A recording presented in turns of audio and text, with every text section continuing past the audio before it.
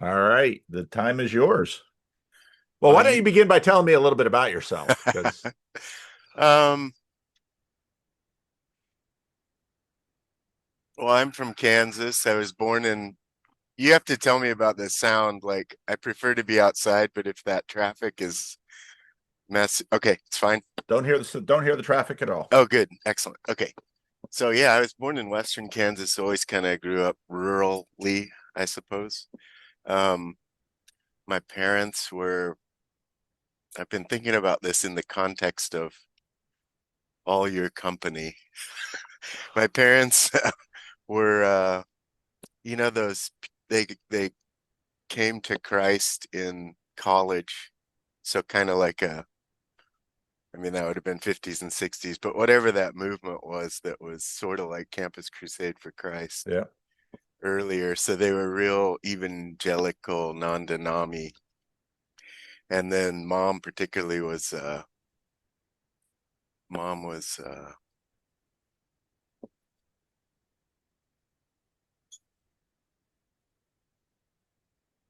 had a strong penchant for right ways of doing things. Okay. So got into like focus on the family when we were little. I was born in 70. My sister was 67, just the two of us. Uh, and my dad was a land appraiser, so we moved around a lot and didn't really matter where we lived. But I worked on farms, my family's farms in the summers. And yeah, rural Kansas basically. And then I'm trying to think of the important steps. So then we were in it was like, I guess mom's always leaned towards those teaching kind of pastors or scholarly kind of Bible study. So we had a lot of Dallas influence uh, but also Wheaton, um, Biola kind of, Yep. that kind of that kind of ways of investigating the Bible. And then for high school, I really wanted to get out of the public school because I wanted to learn Latin and Greek. So as a younger one, 12 to 15, I did a lot of missions trips like to Mexico and throughout the US and stuff like that. And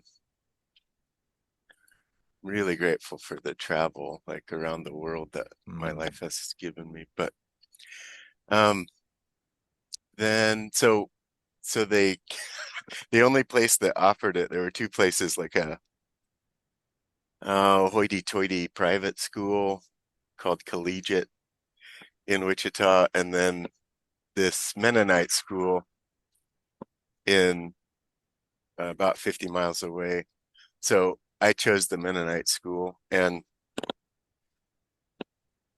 yeah, I think crap started rolling about then. So I remember wanting to read Plato and Greek, and my teacher of like biblical thought or something like that didn't think that was a good idea. And I kind of always ran into that stuff as a kid. I remember some of my most potent memories are having questions for our pastor after sermons,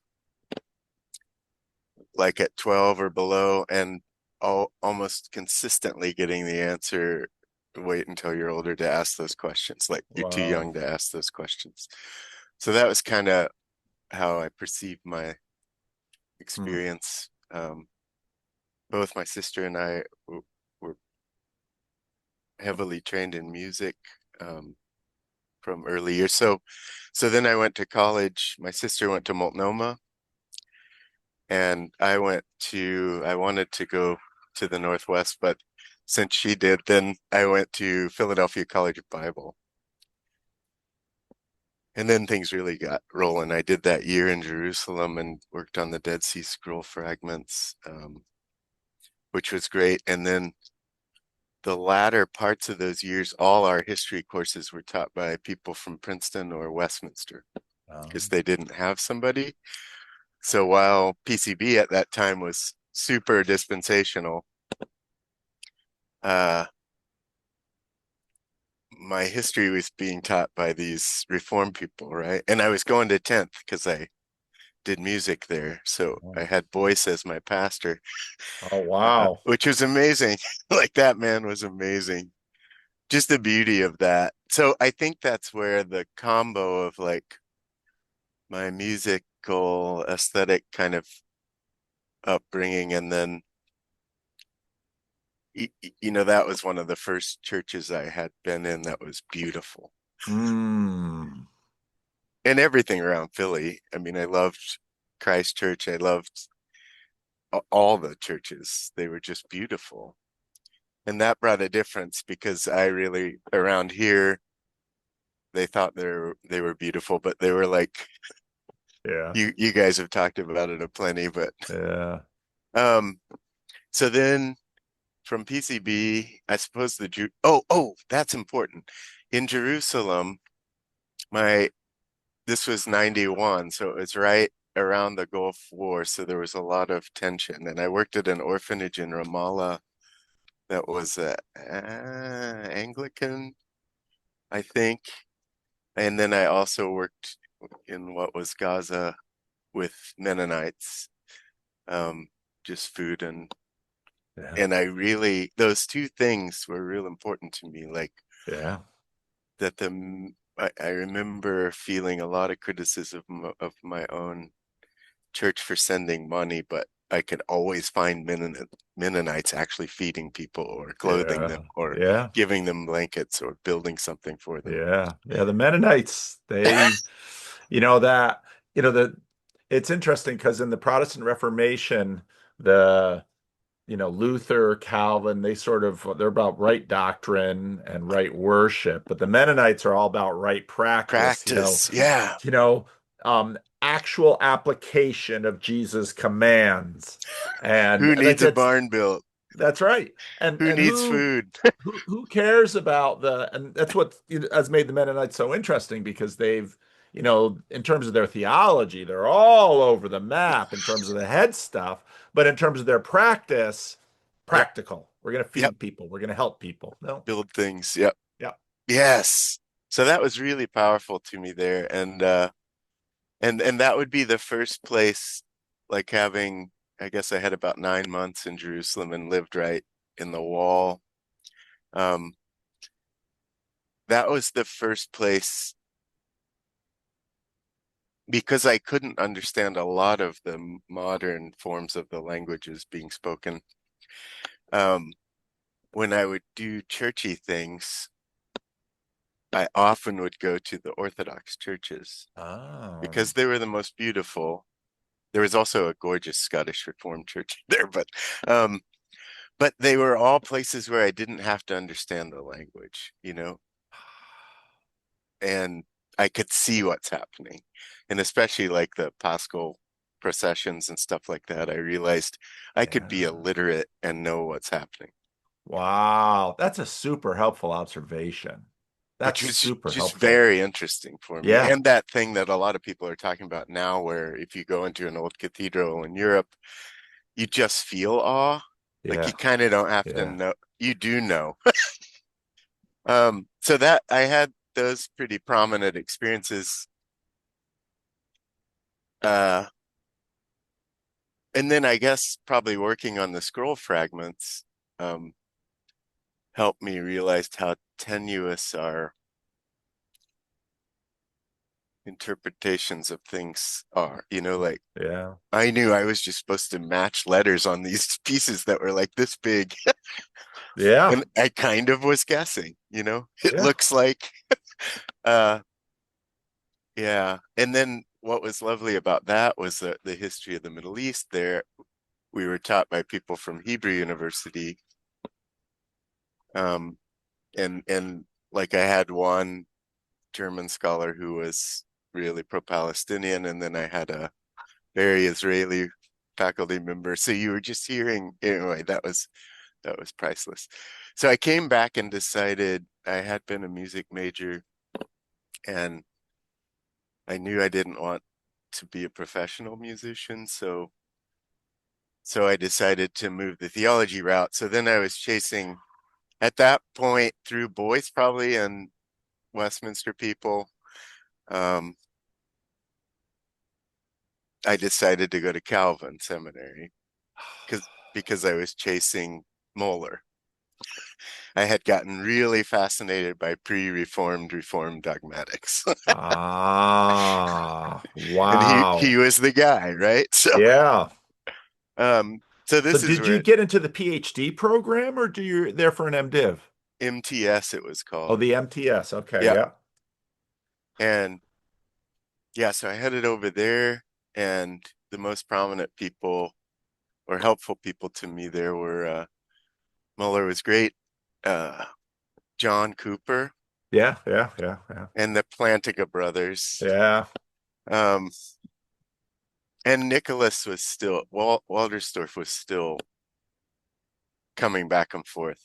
yeah, I think he was at Yale already, but uh, yeah. and What were the years that you were there? I was there 93 to 98. Okay, so I just missed you because I Mm-hmm. my last year of residency would have been spring of 90. And then I went to the Dominican Republic between 90 and Mm-hmm. 91 for my internship. And then I came back and I graduated in 91. So, yeah, we just And missed each other. what a crazy place Grand Rapids is. I mean, like Church of the Shepherd took off while I was there. Church of the Shepherd or Church I of the think Servant? that's Servant, probably. Oh, Jack yeah, Church of the Rhoda. Servant. Yep. Yep. Yeah. Jack Rhoda. Wonderful preacher. I used to listen to his sermons Oh, in like a MP3. Beekner. Yeah, He was like yeah, a Beekner. yeah. Just, I loved his sermons. yep. Just lovely. And he was so CRC in that certain way where he was he wasn't a conservative necessarily in terms of the CRC spectrum, but he didn't just sort of violate their sensibilities. He understood their sensibilities so he could speak to them. He was fundamentally pastoral rather than, let's say, playing even the political game within Right. the denomination, and which was what a gift for. Now we're talking inside baseball that so many people won't understand, but that's okay. That COS was such an important place because they had been this experimental CRC quasi hippie church met in Seymour Gym. They weren't going to have a building. Yeah. They were doing high liturgy. They had, the Calvin intellectuals going there, at least some of them, like Yep. Waltersdorf. And then then in the late 80s, early 90s, we're going to build a building. Yeah. And then, yeah, And that it's building. practically on Calvin's campus. Yep. And so they sort of, whereas LaGrave was kind of always Oh, the, I was trying to remember the yeah, name of that one downtown. That's yeah, the downtown, right? Cathedral CRC in Grand Rapids Exactly. was LaGrave, but then sort of COS, they don't have a cathedral, but they're operating like a cathedral. They're almost Yes. operating like a campus cathedral ministry. If you go to Wellesley College or Duke, you'll have this massive cathedral at the center of the campus back from the mainline days. And of course, when you're talking Boyce, you're really talking sort of Mm. the decaying heart of mainline trying to not migrate. And then COS becomes that cathedral church for Calvin without a cathedral, which makes, of course, now with their departure from the denomination, such a that just Oh, epitomizes I didn't know the they did that. yeah, it epitomizes the tensions that have been in the Yeah. denomination through these last years because this is the head. And in some ways, what the CRC did in 2022, 24 is cut off its own head and said, we're going to go without a head or we're going to try and grow a new one. Well, and you So, think about it, like what I most remembered as they built that building was the wild space, right? Like, so the grasses outside of it were, yeah. and then was it LaGrave? Is that what you call like LaGrave is the one downtown. downtown? You know, like Yeah, clean, yeah, yeah. Yeah, they were no the cigarette butts on the That's right. They sidewalk. were I mean, for the CRC in the 20th century, they were in a sense the mainline-ish cathedral. They had high liturgy, they had classical Hmm. music, they had a certain style of preaching. Stan Mast had been there. Peter All Yamper, right. who is there now, he's about my age. Um, so, so I have an uncle who passed a number of years ago, but they went to Oakdale, which was sort of the historic church of my grandparents growing up in Grand Rapids, and it becomes sort of one of these Southeast Grand Rapids traditional CRCs trying to engage with the African American community there. Uh, But my uncle, he wished he could have gone to LaGrave because they had the organ and the stained glass and the liturgy, and they were the cathedral. They were the sort of the CRC's version of mainline, but within a CRC frame. And then, of course, hmm. COS sort of becomes that, but then part of what happens to them in this whole fight about same-sex marriage is like a lot of the whether or not they were affirming, at least wanted to maintain an open posture, but then they had also done this ministry to African immigrants. And Right. when the people of the sort of the intelligentsia of the CRC would say things like, well, of course we're not going to be like those conservatives in the CRC that basically say the only position, biblical position, is against same-sex marriage. The Africans looked at them like, who are you? It was sort of like when the Koreans Mm. first started coming to seminary and realized that their professors smoke and drank. They're like, Yes. what, Yes. where am I? Because smoking and drinking, and then Yes. these esteemed professors, because these, of course, with Korean culture, they have our professors smoke pipes and would drink alcohol. So, I mean, it's Ford just, especially.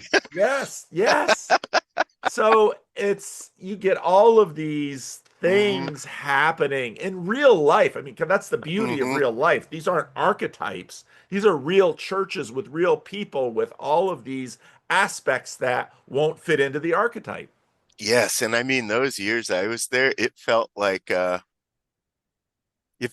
you were tipping a card or something where you chose to go to church that Sunday, Yes, right? yes, yes. Like, what was that big one that kind of looks Baptisty with the pillars on the north side? Oh, Sunshine? Maybe. Sunshine was the CRC megachurch in Grand Rapids. Lou Oh, Vandermeer was the pastor. yeah. I don't know if that was still going when you were there. That was really going in the 80s, and it was sort of the CRC counterpart to early Seeker mainline. And Lou Vandermeer, he Ah. taught Bible Oh at, no, I know where Sunshine is. I'm thinking of one that's red brick with white pill. I mean, it looks totally Baptist oh, to me. Boston Square had that. CRC. Um, Anyway, it felt like, yeah. because I would have to do music at different ones. Oh. No, And but you're man, exactly right because in the that period difference of the where you went bodies to of church those. Yeah, located you on the CRC spectrum. it's So like putting up a Trump thing no, or that's a right. That's right. So, Biden thing in your yard. right. So I went to Madison Square before it Oh was yeah, cool. Madison Square. Yeah. And so Dave Beelan was just starting out there, and I was a seminarian. I went there because it reverberated with North Side where I grew up. Yeah, that And makes sense. Yeah. and my sister actually was the one who brought me there because my sister said, I found a church that's like Northside. You should come with me. I didn't have a car, so I went, and my friend, Calvin Friend, that's actually his name, he went. And so the three of us started going to Madison Square before it sort of blew up because it, it sort of, on one hand, it was incorporating um, expressive gospel music, but then some also Christian contemporary, like in the Mm-hmm. 80s, Mm-hmm. which was unusual for a lot of CRCs. But it also had that inner city missional aspect and it Right. had a charismatic aspect. So very quickly it sort of exploded and became one of the sort of defining churches in Grand Rapids, whereas before then it had just been kind of one of these little chapels. Yeah, you know what it was woven to in uh Well, the people I lived with, I worked at bookstores all that time, Schuler, Oh, and those were like my soul people, I suppose, in a way. And they, by and large, were like people who had been hmm, not welcomed in the mainstream culture. Uh, and that was the one church, sort of like when they founded what is it, UIC, that arts downtown thing that was more of a collective than a institution. uh-huh. Madison was that was okay. Yeah, That one was okay. yeah, yeah. It was deeply evangelical. It was charismatic. And part of what happened in Grand Rapids was, I think this is part of the CRC's assimilation. Um, Different churches in Grand Rapids began to connect with different aspects of the broader church movement, but Mm. all with distinctly CRC ways. And I think that actually the Huh. differentiation of churches in Grand Rapids is a key element of CRC assimilation into the broader evangelical or mainline subculture in the United States. And I was really into books, obviously, and writing. So having all that was Oh, weird too, like buying the books in Grand publishers. Oh, Rapids, the Erdman store, the Baker's store, yeah, that guy Kriegel's. that ran the Erdman store with Yes, the that. yes. Oh my gosh, You knew he was everything. probably half my library was built by that guy. Yeah, yeah, yeah. Oh, Uh, the Erdman store. Oh. And oh, especially as a seminarian, you could get the yeah, the seconds for, yeah. just Like a they were fraction of the weirdly, price. the paper was, yeah, Yeah, something was a little odd. I got so many books like that. It's just me the too. bookstore and like 4.90 or something like that. You just Yeah, go in there and be like, "Oh, they're running these now." Yeah. yeah. And being at Schuler, we'd get, people's Yep. collections. Yeah. Since we were new and used, like Yeah. so you just constantly had, yeah, it was a that place for books is wow.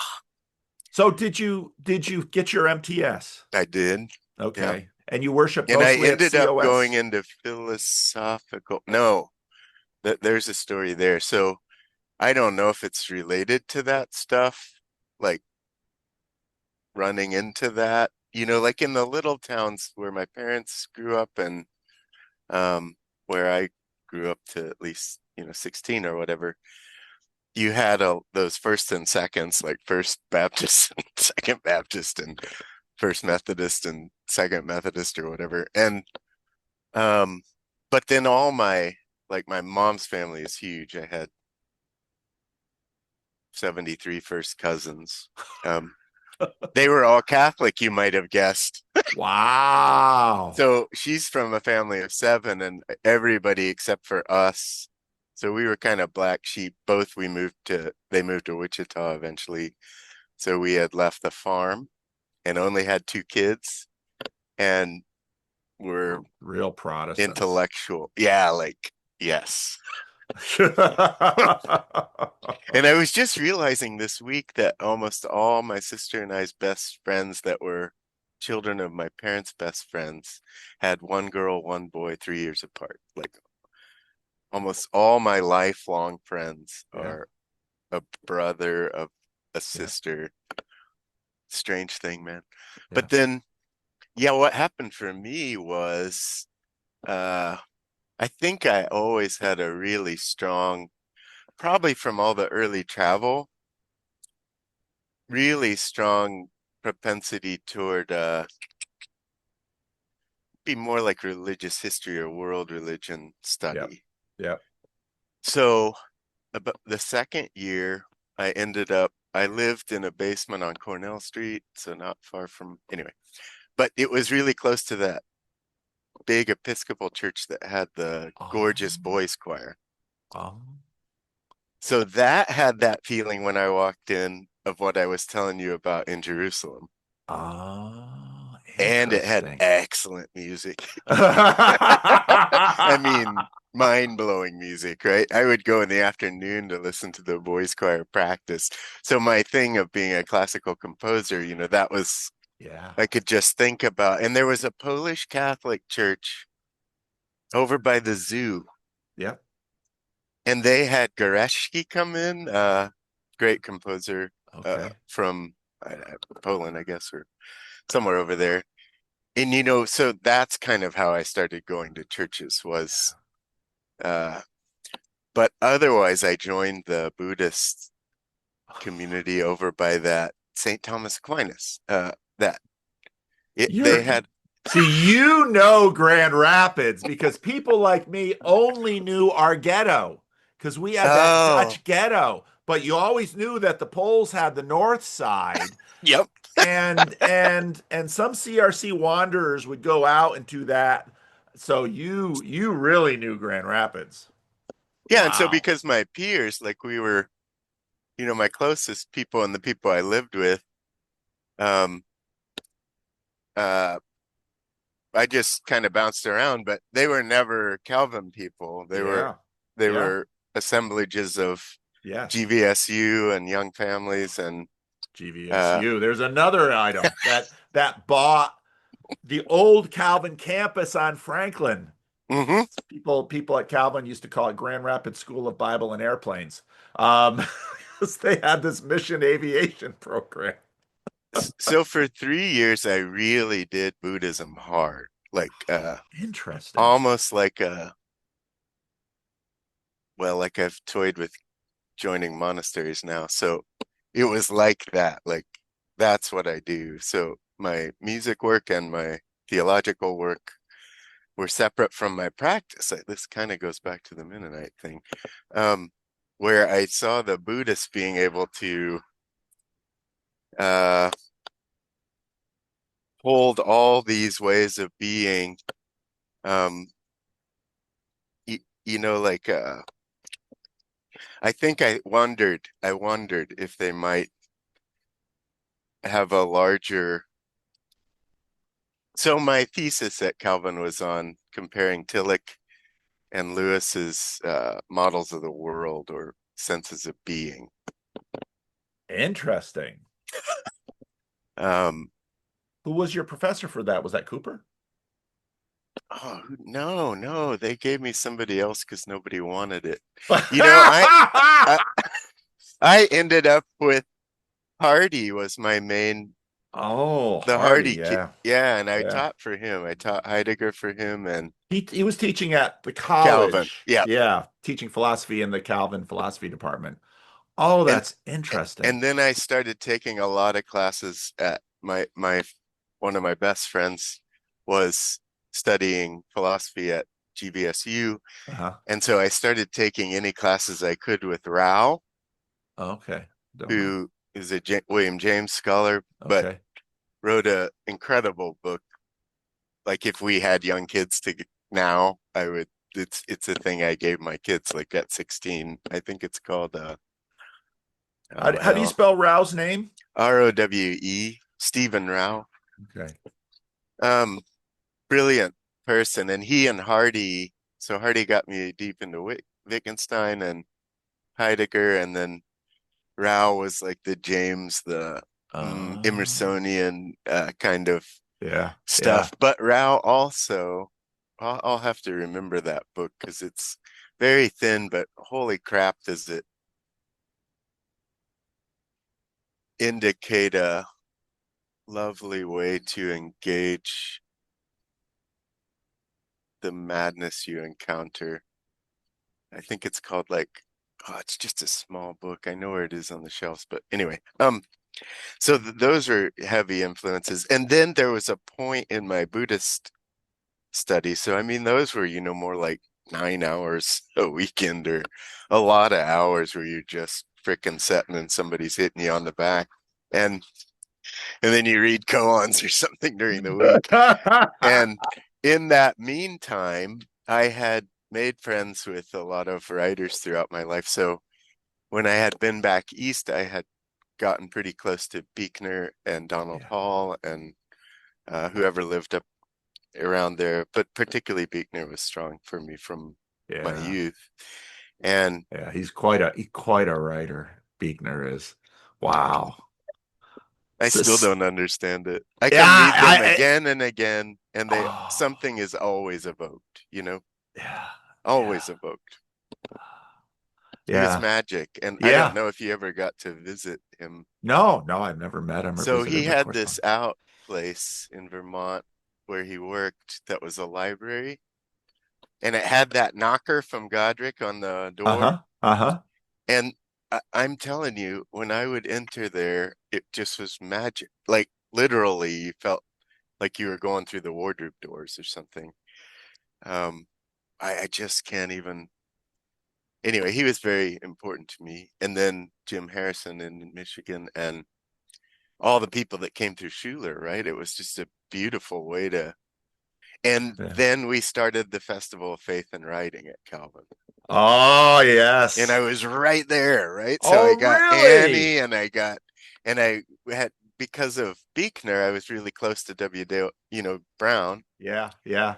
And it was just like an ushering in to, I Wow. hosted every, you know what I mean? So Yeah, yeah. it was My just parents and my like, what sister is who that? passed away, they went to all of them. That Hmm. was their highlight of the year. They lived in Massachusetts. They would get into the car and they would go to Calvin for that Festival of Faith. I never went to one. I was, doing my thing out here and I was always thinking I should go to one of those just to be with my sister and my parents. Yeah, And now my yeah. father's died and my sister's died. So I really missed out. My mother and my remaining sister don't go, but I can no, just that tell was you, aside from the image conferences, I comparatively to other writing and publishing conferences or yeah. whatever, that it's just nothing like it. Like Yeah, it, yeah, the yeah, and it just keeps going. yeah, yeah, yeah. It does. It does.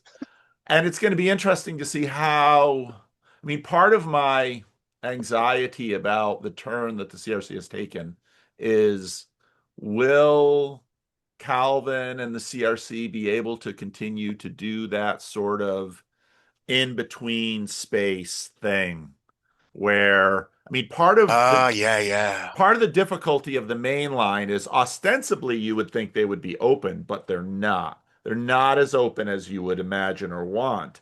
And so places like Calvin, partly because they were confessional in a certain way, but also open, they were able to do stuff like COS and the faith in writing. And Or so have Bob COS Dylan is, or yeah, Innocence Mission or yeah, Charlie Peacock or yeah, yeah, Bruce Cockburn, like yeah, yeah, you're right. I hadn't thought about that because Calvin also seems an anomaly to me because you had what was the school at Hope yeah.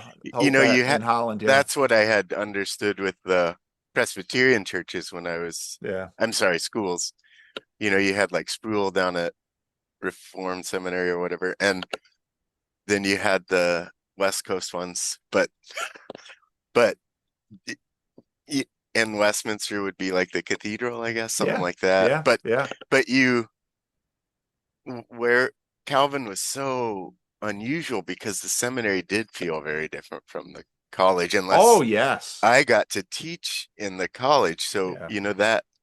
that was different for me. Yeah. Yeah. The college But was, otherwise, you yeah. felt like that little willow tree in that pond is that's where you go. Yeah. Because the seminary had been the battleground for so many Mm, wars that about the time I got there, there was a changing of the guard in the 80s. And, um, and Calvin knew it didn't want to, it needed to sort of toe a confessional line. It understood its audience. And when the CRC sort of mm. opened up that you could be fairly easily become a CRC minister going to other seminaries, um, Calvin knew its audience and it was going to have to cater to that. But the PhD program was different. The MTS and then the PhD programs are a little different. So, these Huh. Dutchmen, they're not dumb. And if there's something Dutchmen know how to do, it's sort of survive economically. And so the college kind of figured out if we're going to, they figured that out before the seminary figured that out before the college. The college is now having that moment where they have to figure it out. And part Huh. of the question is, and I've heard this from, some of my friends who are my age, and they're fairly conservative, they're in agreement with what Synod did, but they are concerned that we don't want to become PCA Dutch. That's not what we want to become. Ah. So there's a fair amount of anxiety in the system Mm, because of that. Can we keep the Dutch openness and can we continue to do right. events and things that are much broader than Yeah, it's like the necessarily. Burkhoff vein. Yeah, yeah, yeah, And yeah. that guy impressed the hell out of me, man. He Really? was, yeah, uh, it wasn't, it was that holistic vision of Yeah. culture Yeah, yeah, held within, yeah, I guess you just described it. You used a word for it, confessional, yeah, a confessional realm. yeah, yeah. Anyway, I've so derailed you. That's So, okay. and it's no, it's not okay because it's your life is super interesting because you're getting a degree at CTS, you're hanging out with the Buddhists, you're selling books at Schuler there on 28th Street. You're getting the true Grand Rapids experience because you're not siloed in Yeah, and the Dutch ghetto. I lived in the ghetto-y parts mostly. Yeah, So, yeah, my one of my roommates took care of immigrant Mexican children. That's what our life was. yeah, Learned to make yeah, paella there. yeah, And then just always the seedy kind of yeah, yeah. the And you're charades. helping, you're right at the ground floor at the Festival of Faith and Writing. Yeah, that was a gift of God. Yeah. Um, so then hell, what happened? Oh, I also started working I needed more work, and so I was at Schuler, and then on the weekends We I should ran mention that this. Schuler is a big bookstore on 28th Street. Now, 28th yeah. Street is like this soul deadening commercial strip. But you have Schuler's right down the street from Russ's, Exactly. the big Dutchman burger and very reasonably priced food. My wife and I would eat there But I often. worked through that move. I mean, I Yeah. we were in a different location that was more uh well, in the downtown store. I don't know if it's still going, but the downtown store had more of the feel of the one I started at. Okay. Okay. So And anyway, then we so you moved to needed more money 28th, and you like a get Barnes another and job. Noble. Where are you working in addition to On the Schuler? weekends, I took a job at a new age bookstore in Saugatuck. Oh my goodness. Oh my goodness. Oh my Can't goodness. remember what it was called, something with the moon probably, but uh My wife and brother-in-law, not my wife and brother-in-law, my sister and brother-in-law pastored for a little while a church in Saugatuck, a CRC church in Saugatuck. And of course, it was this. You've got these CRC people in this new agey lake community. I mean, oh gosh, yeah. West Michigan is a weird place. oh my gosh. Yeah. Okay, so that was and then I moved in with a guy I had met through Alan, that was his name, at the Erdman store. Oh, okay. Yeah. Uh he was like he was a true bookseller. Yes, he was. Um yeah, I learned a lot from him. But you'd have those. It was like almost like you're at Oxford or Cambridge or something, which I had done summer stints at both of those as well. And that feeling though, like towards the end of the night, he'd leave the store open because the group was talking about such interesting things, right? And you'd have kind of like I can remember Yeah. meeting this guy named Kevin Bustard that was like a snake oil Pentecostal. It was so cool. And we all though cared about like those histories Yeah. of the church theology, and Yeah. everybody was sucking that into their being. Uh and then just talking about it. I mean, it was really the place I worked here when I first moved here, Eighth Day Books, it's called, um, Oh. was That that just did. Yeah. Okay. that's a similar, Yeah. that was spot on of Yeah. you're going to get people from everything in here talking Yep. about everything, and they're Yep. going to talk about it. Yep. Uh, Yep. just beautiful. So that's how that experience was. And then, anyway, I moved in. A friend of mine got a mobile home kind of out. I guess it'd be south of Grand Rapids. Feels like it anyway. Um, and yeah, he just said I could live there because he had to have it anyway, whatever. He was teaching both at Calvin and at GBSU, and he was Episcopalian. Oh, wow.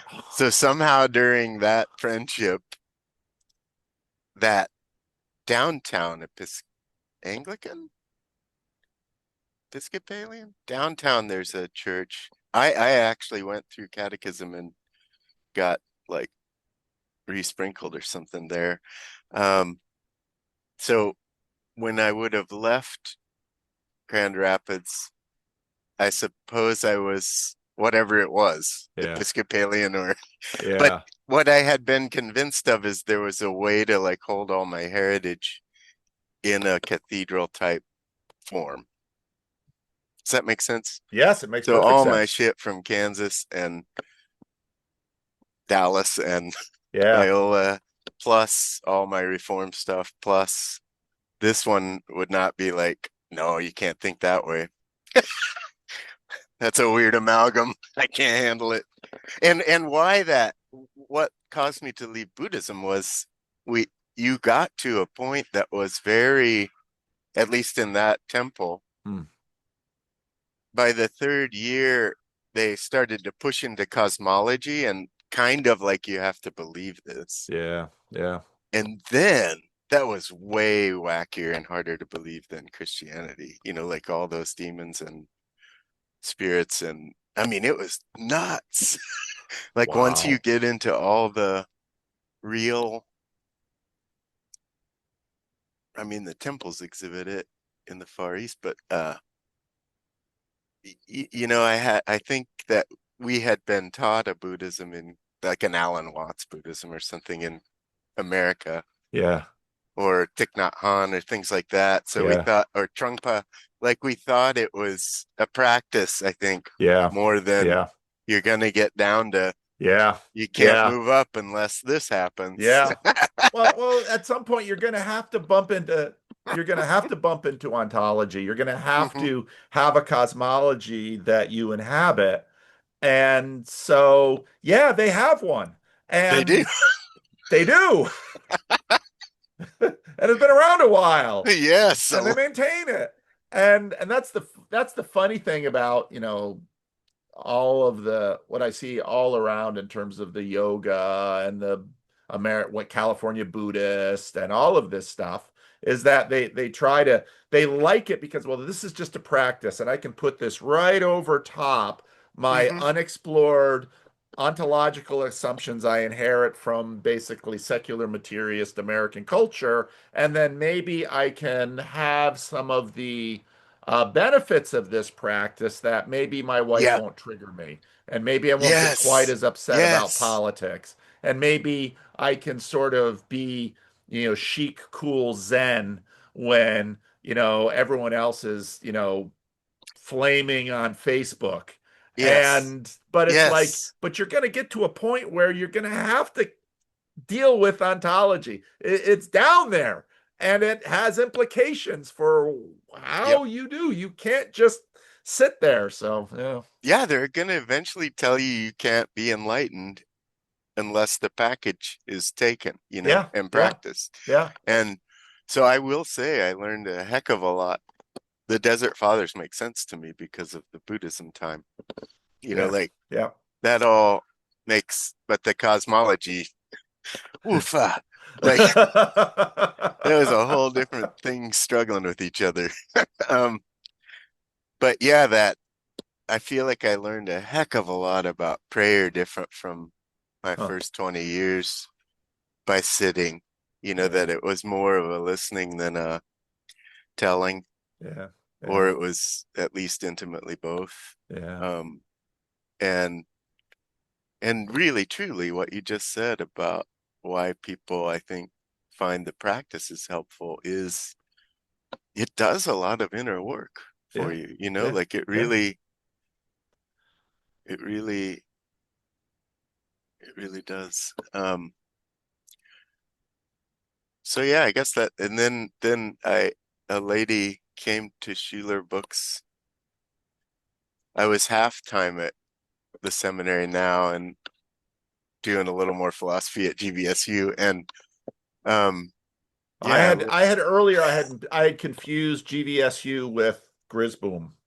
So mm, so GVSU, that's Grand Valley State University. Yeah, that's the state correct, school. yeah, And that it's interesting because that state school from when I was there in the 80s, you didn't hear much about it, but late 80s, early 90s, GVSU, I think, just really expanded. And that was part again of the yeah, assimilation huge. of the CRC because Hmm. in the 70s, I mean, still the CRC circulatory system was in full swing. As it get into the 80s, it starts to break down, and then you've Hmm. got people making pragmatic decisions. Do I send my kids to Calvin or a state school? Yep. And of course, in some ways, um, U of M was kind of um, the camel's nose because you go to Calvin, but you could go to U of M too, because U of M, Yeah, or Michigan State too. Yep. yeah, not Michigan State so much. U Oh, of M. That was, if you went to Michigan State, you're right. U of M, that was the one that had status and prestige, and Ann also Arbor and Austin. the CRC in Ann Arbor is also disaffiliating too. So, Oh, oh yeah, yeah, it's the CRC in Ann Arbor, the CRC in um, South Bend, the one connected, with yeah. Notre Dame. I mean, the CRC is losing its, in that Wow. sense, its university schools.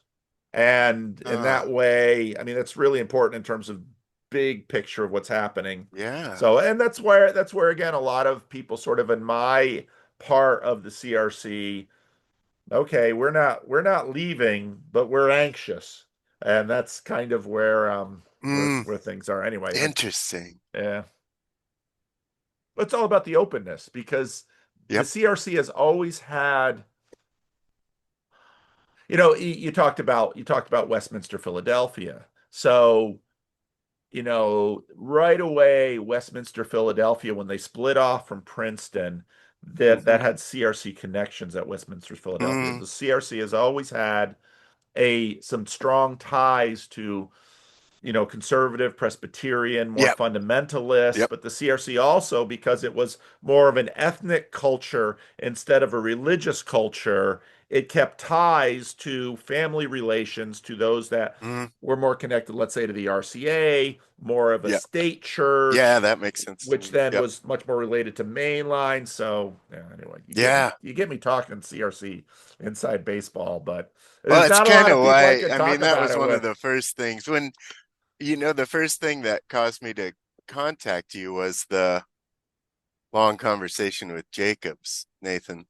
Oh yeah, yeah. And then I realized, oh crap, I have that same kind of route, artist, Calvin, Yeah, philosophy, yeah, and yeah.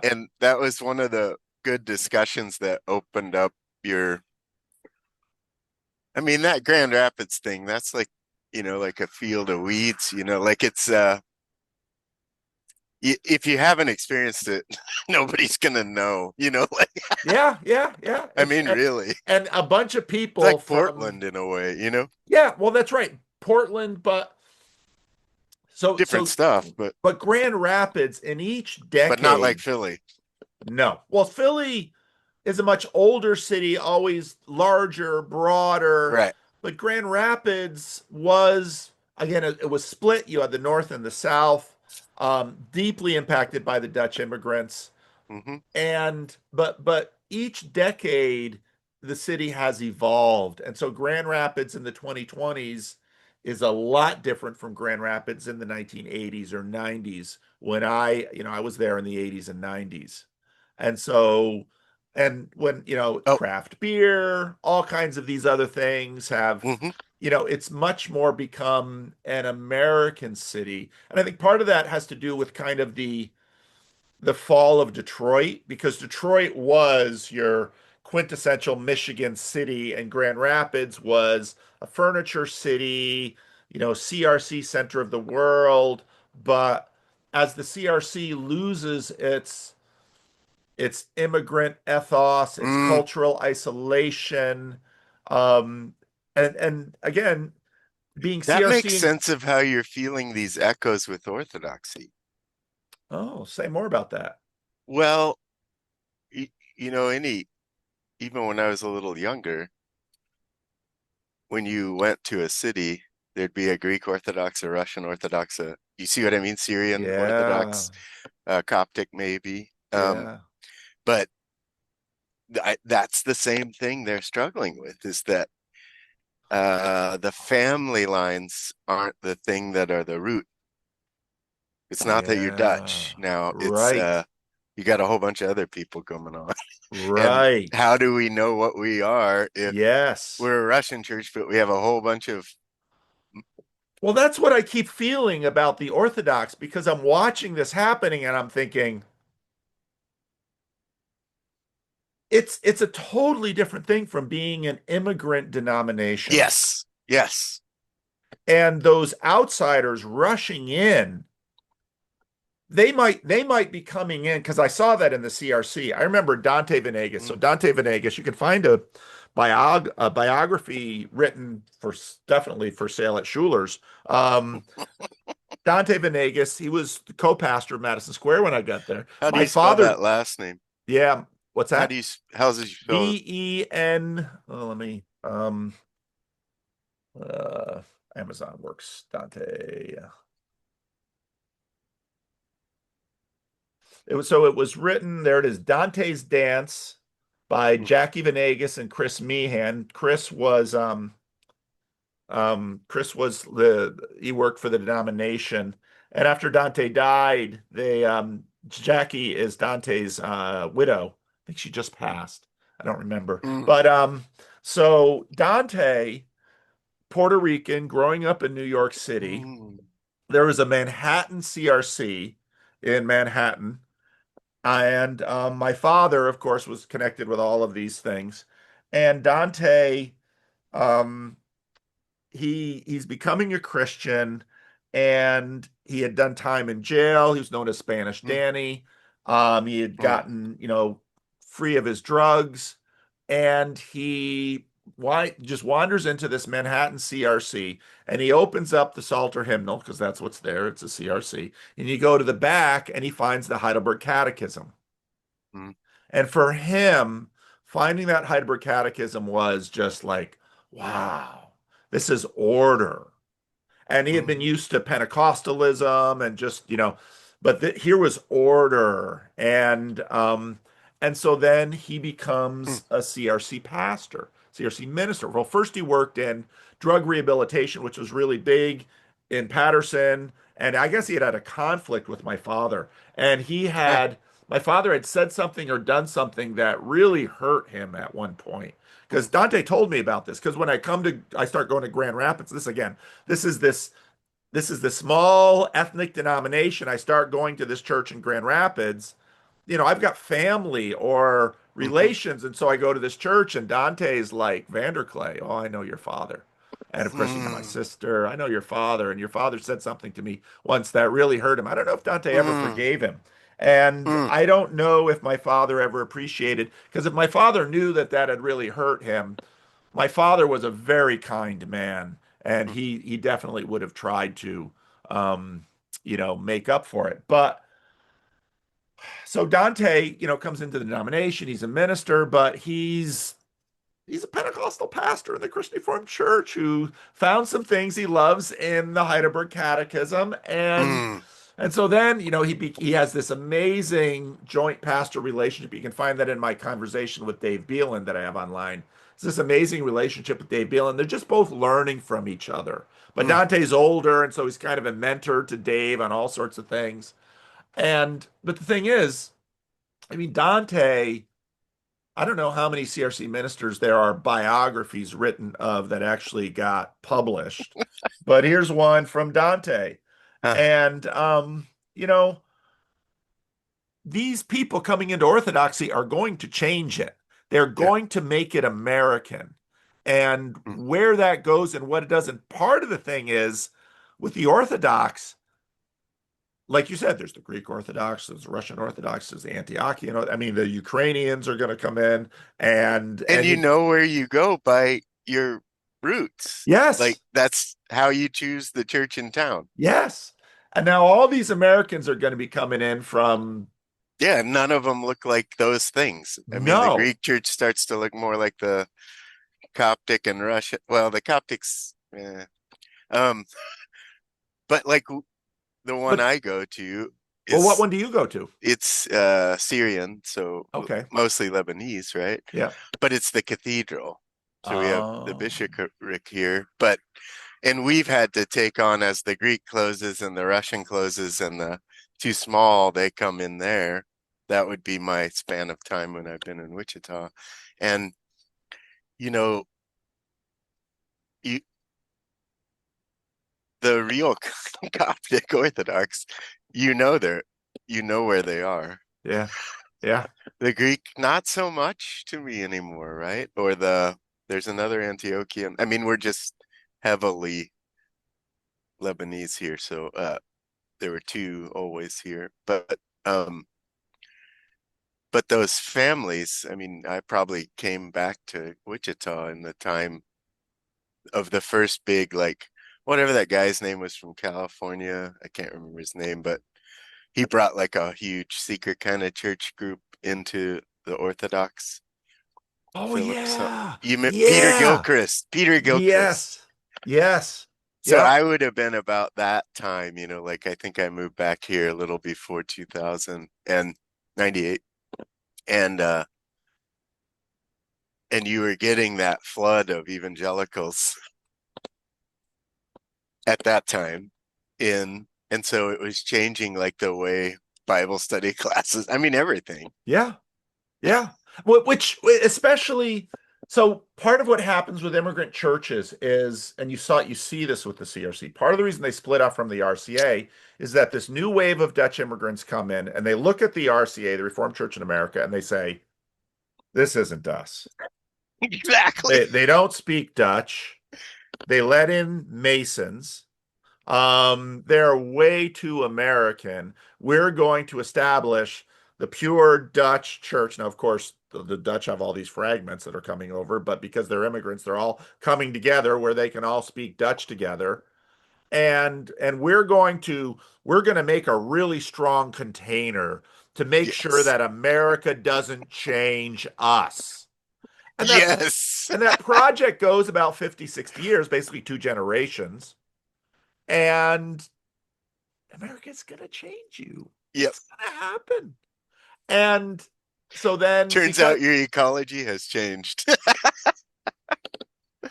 and that's again, oh, you're so right about that. I hadn't really connected that with, sort of just kind of the programming because I've got all this programming in my head that has been just watching my own tradition assimilate and change and do all of this. And then I watch the Orthodox come in, and of course that's the interpretive framework, the filter that I have, getting all this Yeah, yeah. Orthodox input, and it's like, oh.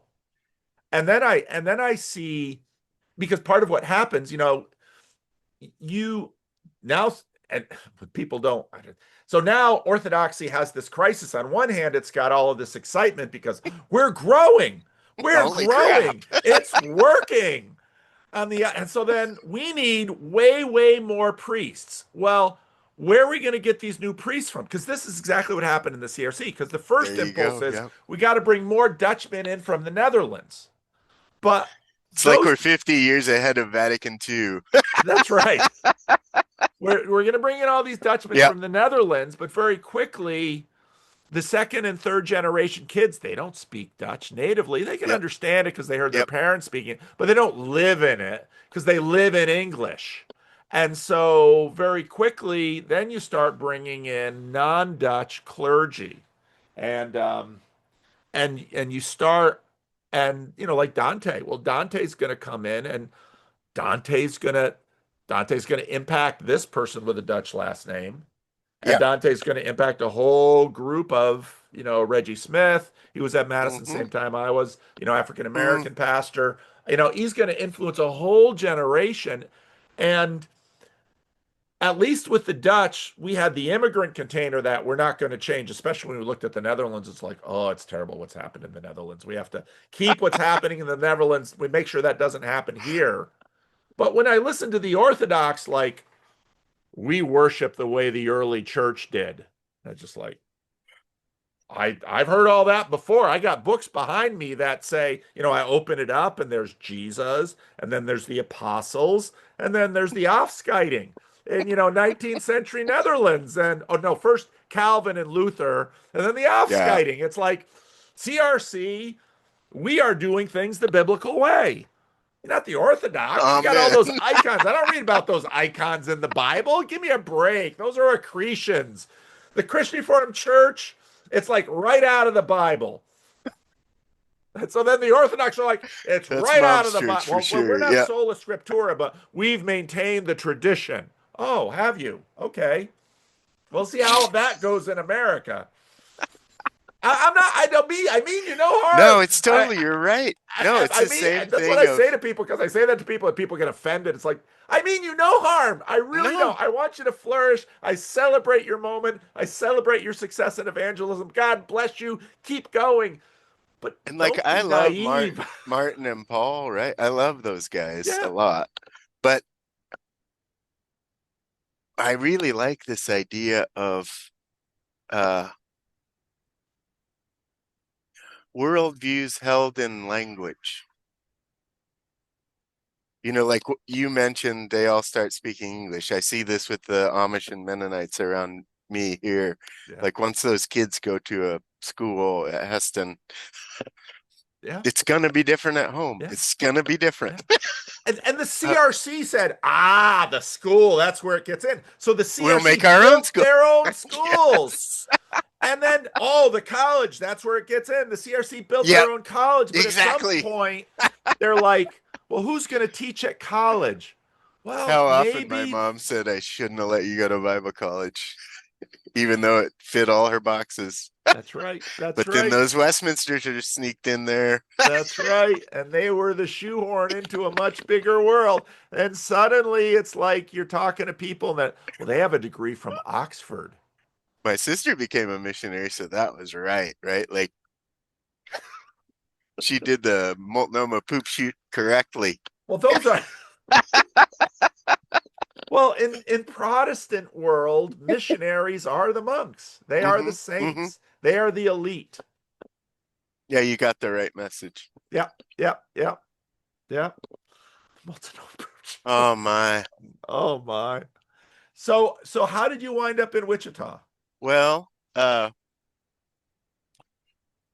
this Michigan born half Mexican lady brought her dog into the Schuler bookstore, and I was shelving books on a ladder, and she walked across and they were like, you can't have your dog in here, and she was like, fuck you, and then walked over to the ladder and said, I'll leave, but I got to tell that guy I'm gonna marry him. And things that had happened back east, I had gotten engaged to like probably, your first big huge love. Yeah. um and then she had married somebody else, so I was bereft, and so I was like, oh well, okay, I guess there's my wife with a dog that sails from Jamaica to New York City for rich people. This crazy sailor woman. And so she came out the next weekend, I think, she was just in town for like, her parents lived in Grand Rapids. And she was just in town, like had a month off the boats or something. And she came out to Saugatuck on the weekend I was working and got pregnant. And so then I was like, I remember she had to go back to sea and then came back like maybe a month or two later and expected I would want her to have an abortion. And so it just come to talk to me about, I'm pregnant. And one time, man, I'm telling you, one time. And I was like, well, I guess I'm a dad now, like so then she started living in the little place I was living and worked at a coffee shop. I worked at the bookstore, finished studies, and then we were gonna go to Ashland, Yeah. Oregon. I had spent a lot of time in Oregon since my sister had gone through school ahead of me out there, and um, Your poor mother. that is so true. We just had a long talk about it yesterday. So we waited until the kid was born. Then we went to see Beekner one more time, and she had family in Boston. So, like when Tristan, my oldest, was 2 months old, we camped to Niagara and across. Anyway, that's kind of how we were. And then got back. I had to take one last Hebrew class. I could do that at Friends here. Um, and so what our plan was to come here, stay for like a couple months so my parents could see their grandchild if they wanted, and then head to the West Coast. And she was a potter and a sailor, so we needed to be near water. But driving from, oh yeah, yeah. So we drove, I had 3-day weekend from Schuler. And so we drove all the way to kind of my spiritual mother was my mom's best friend growing up. And she was the person who would let me talk about anything and not say, I shouldn't ask those questions. She's still, I stop to see her on every vacation I take. Um, anyway, we wanted her to bless us and the child. And so we all climbed Mount Evans together and did that with the dog. And then came back and we were just going to show mom and dad their kid. And then we decided to stay for a couple months.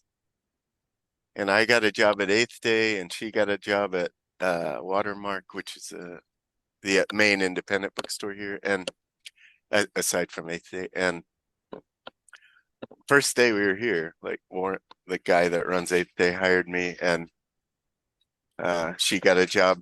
So then we were kind of like, and then the weirdest thing, Paul. So I loved her father. I do love her father very much, and he was one of my favorite. Uh, Taught me to sail, and he had these people that would come over, Baptist pastors. He was so fascinated by people, maybe kind of like you. And uh like Teresa, the mother of my first two kids, had always said she wasn't raised atheist. She was just like Yeah. dad listened to everybody and didn't Yeah. seem to nothing convincing. And he'd ask such good questions, and we would just spend Sunday after Sunday there just talking. And so she was like that, but then like a year into the kid here, there was a morning she woke up and said, I want to go to church. Okay. So, that's fine by me. In some ways, it probably ignited my heart. I don't know. But so I just took her. I took her to LDS. I took her to Pentecostal. I took her to Baptist. I took her to Buddhist. I took her to Muslim. I took her. You're like, I know churches. I know the full Tell me panoply what it of is you mean churches. by that. That's right. You have no idea. It's like when my wife says to me, I might need a new computer. Oh, or a new phone. It's like, oh, Yes, no, exactly. I just need a phone. No, No. we want to. I'm gonna grab a water. I'm still listening. Keep talking. Okay. So yeah, for about a year, every weekend we went to a different community. Um, and then would just talk about it the next week. And if she wanted to go back, we'd go back. If we uh and I think a lot of hers was does this make sense to me? Mm, You know? uh, very much like I would guess her dad is like, it's not so much about, I can be friends with everybody and love them and have community with them. It's not about that. It's like, does this story make sense to me Yep. that this group is telling about the Yep. world? Yep. And probably, like she was a vegetarian, and then once she got pregnant, she started eating meat. So it probably had something, it always felt like it had something to do with having a kid too. Yeah. Especially as a sailor, maybe versus a farmer, where you kind of have a groundedness and, Yeah. uh, yeah, beautiful person. So anyway, then finally, like, oh hell, I don't know. Seems like it was a February, so not like a special, well, there are always special times of year. We went to St. George, the Orthodox cathedral. And when we walked out of there, she said, I want to talk to the priest. Like, I Okay. thought it would be the most nonsensical. Yeah. For me, it was the most, I Yeah. feel at home here because I can just be here. Yeah. And I've got all my aesthetic joys and Yeah. gorgeous choir and fine preaching, whatever. Usually they just read Chrysostom, so that's fine. And, like all of it was, I got no problems with this. I could sit here and boy, we just started meeting with that priest every week, and she would make lists through the week in a notebook of questions. She'd read the whatever confessions and all that stuff, but like a weird zeal. And I can remember Father Paul, who's now just, oh, there you go, very dear, one of my best friends. I just remember how often he would say, well, I can answer those questions, but I don't know that that's the point.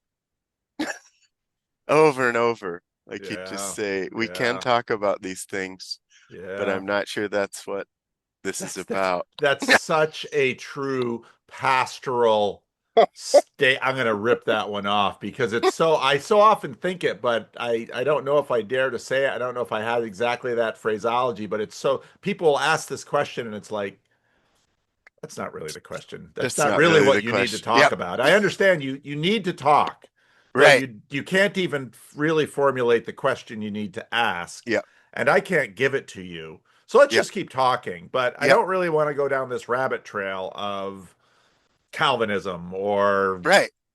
Whatever. yeah, Orthodoxy, like yeah, yeah, what has been said, like yes, that's not what you're asking for. yeah, yeah, You're yeah, asking for yeah, new life, yeah, basically, yeah, yeah, and yeah.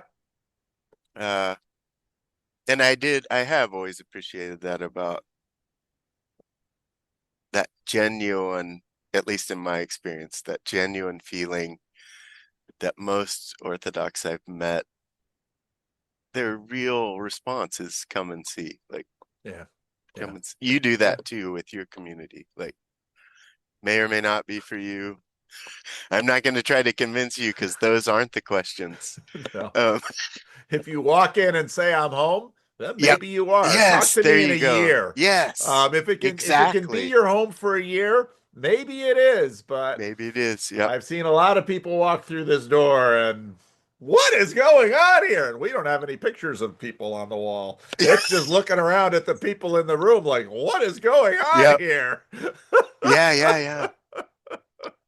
Yeah, so that's how that happened. So then we ran into a problem because she did want to become Orthodox. And our vow to each other on the mountain was that we'd never marry. I had a Oh, strong thing about that we'd always, every day would be this loving choice, whatever. Um, oh, wow. and probably from my own upbringing, right? Of Yeah, yeah, those sure. things aren't the things that hold it together. Like Right. It's very Protestant. it is. Marriage, convention, tradition. Nah, we can do this off of our hearts every day, made new. I'll feel this way forever. Very Or not, modest. or not, Or but not. I'm gonna do it. You know what I mean? Like Yeah, it needs to be the heart promise, not the right. goes back to the practice thing. Like I'll build the thing anyway. Yeah. Um, and so this was a struggle because Father Paul said she couldn't become Orthodox Right. Yeah. truly Yeah. if we were living the way we were with our child. Absolutely. And And many churches would tell woof. you exactly that. Yeah. Yep. And that was a woof. So I did. But Father Paul has always said I'm like Dostoevsky. He's always described like my movement with the church as just concentric explorations, Mm. and it can be home, but I'm probably not going to be there much. And I didn't really agree to, that kind of, yeah, he's just, yeah. And that's how it's worked out. So that was Huh. 98. So it's been Wow. Yeah. almost 30 Yeah. years. I don't know, Yeah. something like that. Yeah. And it's just been these elliptical, sometimes Wow. close in, sometimes far out. Her, Wow. I had two children with her, Mm. and we did, they were baptized and took part until like 12 or 15. And then it was kind of like, Yeah. it's fine, whatever Yeah. you, and we did do a lot of strict things. I realized that, like, I can't remember 3 years or so we split. And anyway, I have two more kids by another mother, and they all live within blocks of me, and it's truly Wow. community and much love. Um, but uh, so then the second set are not, well, their older siblings were Orthodox. So I find my youngest, he's 19. I find he like about a year ago, he just started, when he'd get home late with his car, he'd be like, "Oh, I just found an open church and sat in it." It's so cool, man. Like, uh, yeah. So anyway, we didn't end up moving west, is I guess what I'm saying. Mm. Mm. So here I How work. Go go ahead. ahead. No, I was gonna say, how did you find me and this crazy thing that I'm doing? Oh, I was thinking about that. Like, I have some really dear friends, and like the people we like. Well, these were to my questions for you of, I like you and Theo Vaughn basically. And I think it is because there's just, authenticity is such a weird Yeah. word, but Yeah. what I mean by it is there's a such idiosyncrasy to your perspective. Yes, Like, there is. yeah, yeah. And his is the same way. Hmm. But like I don't ever feel bullshitted by either of you, Hmm. or that you're trying to get me to think something, and there's something so refreshing about like the way you will handle, well, I teach now at a university, so I think, I hope that's what I do in my classes, but the way that capacity of welcoming Hmm. whatever's coming, and then finding a way also to wind that into one another, like, Yeah. Yeah. I Yeah. don't really give a shit what you think about Homer, but I Yeah. want to hear how you respond to it. Yeah. And Yeah. there's not a right one in a Yeah. way, Yeah. but like, what I really want is you struggling with it, or Hmm. discovering it, or Yeah. Yeah. finding out how you feel because you got these other people to do it with. Yeah. Yeah, I think that, that came into me from my father Hmm. because Northside Chapel, which was this little unsuccessful, my father and I, unsuccessful. Is that the New Jersey one? That's the New Jersey one, Yeah, yeah, in yeah. Patterson. It was my I was in father, love with the lady from Patterson too. really. Yeah. So Anyway, go ahead. yeah, so when I think about what happened with that church, how he didn't know anything about African Americans when he got there. So he had to learn everything there from them. Mm. And, obviously strong African American influence. And then, of course, the civil rights movement goes through in the 60s, but that also would then impact the CRC because CRC kids they went to Christian school, but then they're watching what's going on, beyond the walls. They're getting, interested in music. Some of them are probably dabbling in pot, and so on Especially one, in Patterson. yeah, well, yeah, Patterson. So not only would there be African Americans of various stripes, and because Northside would be an alternative to the black churches, and the black churches all had their programs, he would often Uh, get African Americans who like tended to AMC have, and stuff like that. yeah, yeah. But he would often get African Americans come in who had a little bit more of a philosophical bent. They Hmm. maybe never really got a chance to get it, like one of his best friends at Northside, Doug Harrison. He worked at one of the big three I think it might have been General Motors or Ford. I don't know. I think he drove Ford, so maybe it was Ford. My mother would know. But up in the area, he worked at an automobile at Mm. a car line, which for an African American, that's why they moved up north. They could get better Yeah, paying cash yeah. jobs, and but he also had a philosophical bent. He was intelligent. He liked talking about Mm. ideas. And so you Mm. didn't have a lot of that in the black church. But you could find this church, which was mostly African Americans, Mm. and it had kind of a thoughtful Dutch Calvinist pastor who was open, and you could talk to him about stuff. And so Mm. and then for CRC people, it was an alternative for them. So that little Northside Chapel Ah. was an alternative church, both for the Dutch and then for the African Americans, and then a few others who would sort of come in and they'd find, the little church. It had an hour Mm. service, so it didn't tie you up all Sunday like a black church did. But it was authentically, if you were African American, you could fit in fine because you were the majority there in that group. But, it's a thoughtful pastor, and you had some of these other thoughtful white people there. And that was a time when it was really a big part of the civil rights movement, I think, down deep was both groups knew each other. And so African Americans moved up from the South, and there were these white people, and human beings are just always kind of curious about other human beings. And here was an opportunity where you could Especially get it, food. yeah, especially food.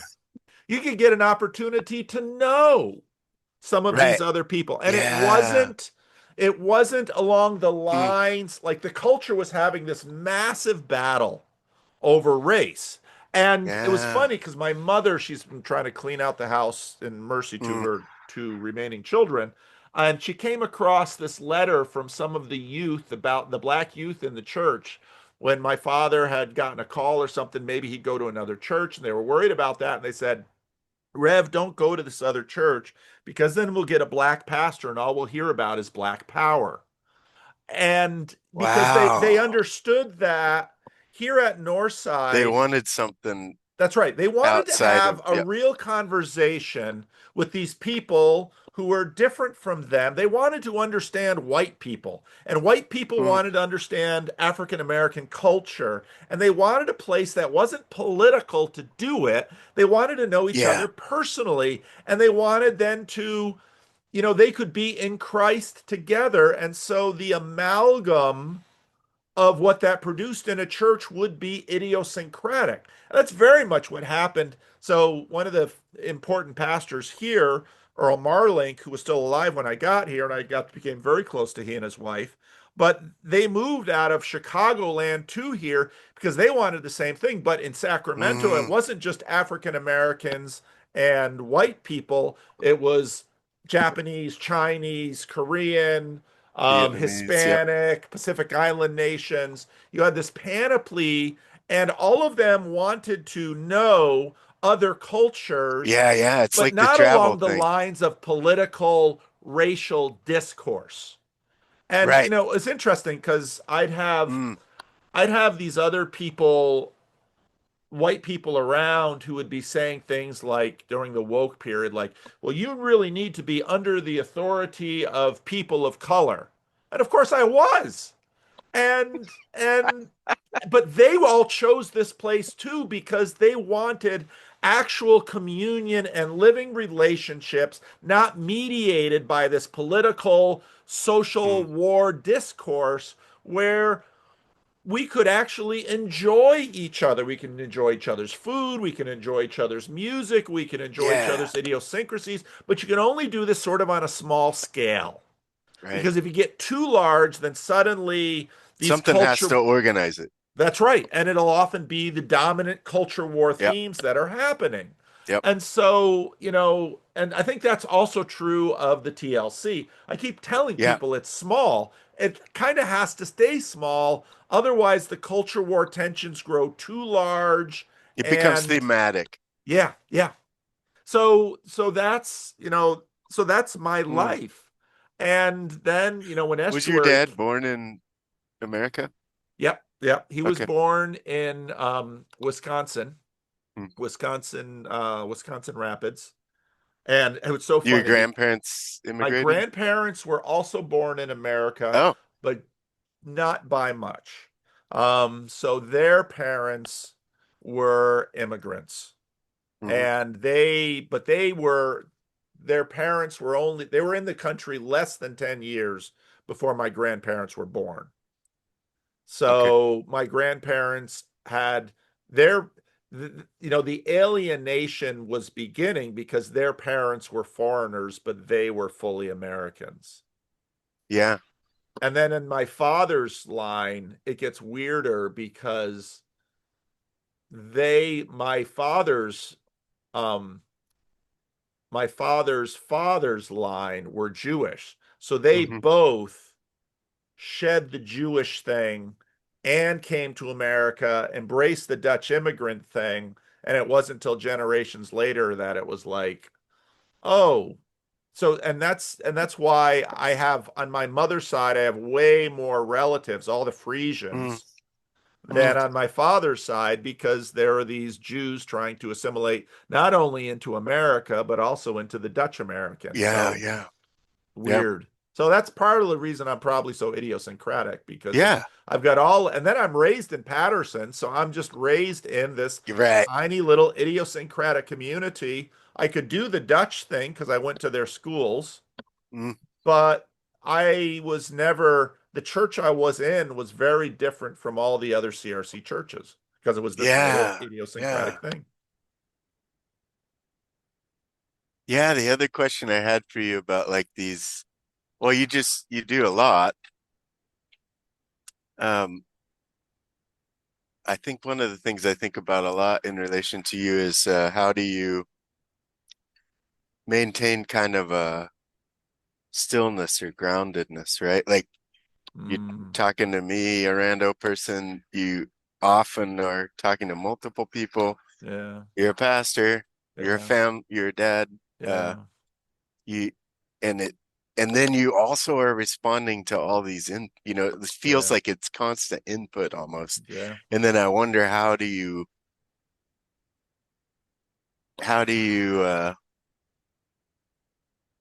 That's a good question.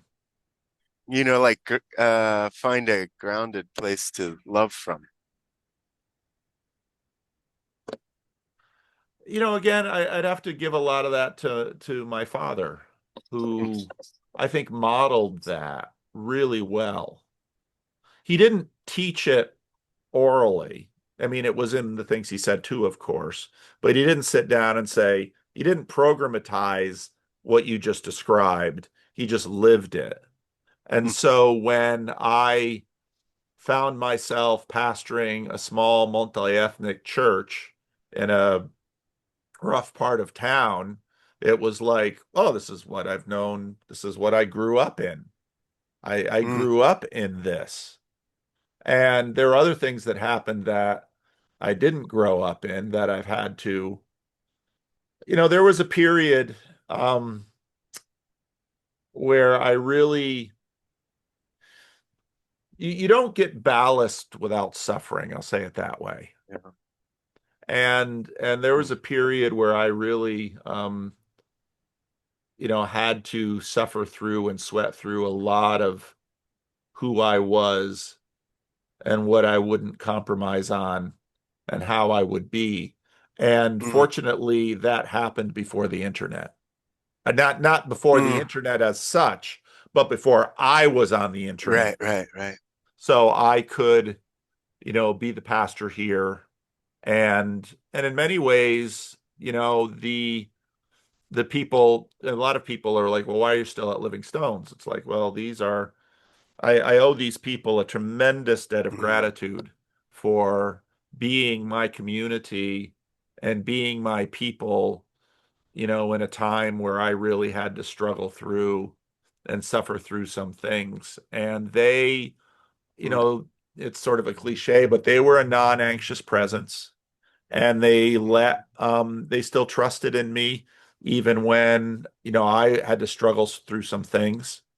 And I don't know. And so now but again, I have to attribute this to my father. My father always knew himself. And I think he got that from his father, that if you don't know who you are, you really struggle to love, mm. because you lose yourself with someone else. And that's always Yeah, or like you're reaching to find out, yeah, like yeah. who And am I? If I bounce off this, I might find out some more. If I right. bounce off this, I might. And I think part of if, let's say, if, for example, I had within 2 or 3 years, right after COVID, I'd said, okay, I'm going to become an internet celebrity. And I had left Living Stones. Mm, Could I have lost myself in that? Possibly. But part of the thing is when you lose yourself, you also start losing, mm, you start losing other really important foundation blocks of your life. And so correct. all of the internet stuff that happened since Jordan Peterson, I'm still sitting in the same chair as all of that. And Yeah. my life is fairly segmented in Mm, that, I can do this. Like my phone's been ringing off I've got a dozen things I got to do today. And it's like all these people have called me this morning. And then I know that it's like all these people have little problems that I'm going to have to attend to yeah. this week.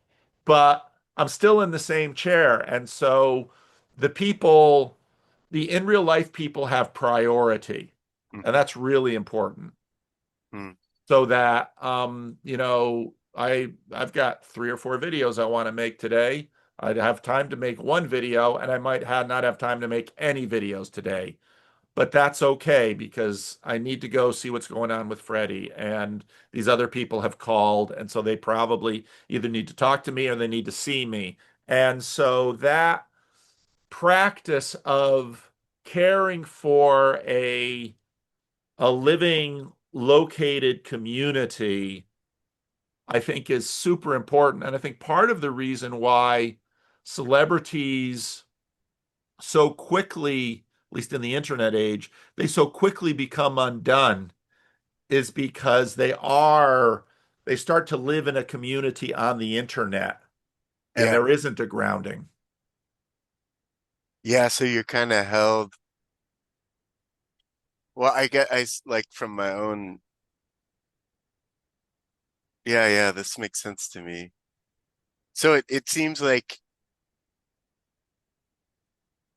it's not like kinds of practices, but it's more like just a felt, uh, like when you say things like, if you don't know who you are, like I can't imagine ever knowing who I am, but but I can think of it in relation to being a dad, like Yes.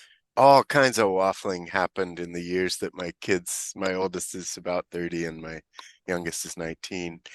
And my waffling as a person have vibrated all over the place in that time, but not being a dad, like it feels like that. It's almost like the sort of like my yard, like the yard holds me. Uh, Yes. Yes. um, And it's interesting because, the big and the big word is practice that has sort of, but Mhm. that's been around in evangelical. I mean, even when I was at Madison Square as a student, Mm, you had Dallas Willard, and mhm. Protestants were starting to dabble in. We'd go to a Catholic retreat center with Pastor Dave. Yeah, And so practice was sort of the big word, but the relationships of your life and how you behave in them is in fact a practice. And even though it's not something that's sort of boxed and formulated as, oh, here, oh, now you're going to be Orthodox or Buddhist or something, so here's your right. practice.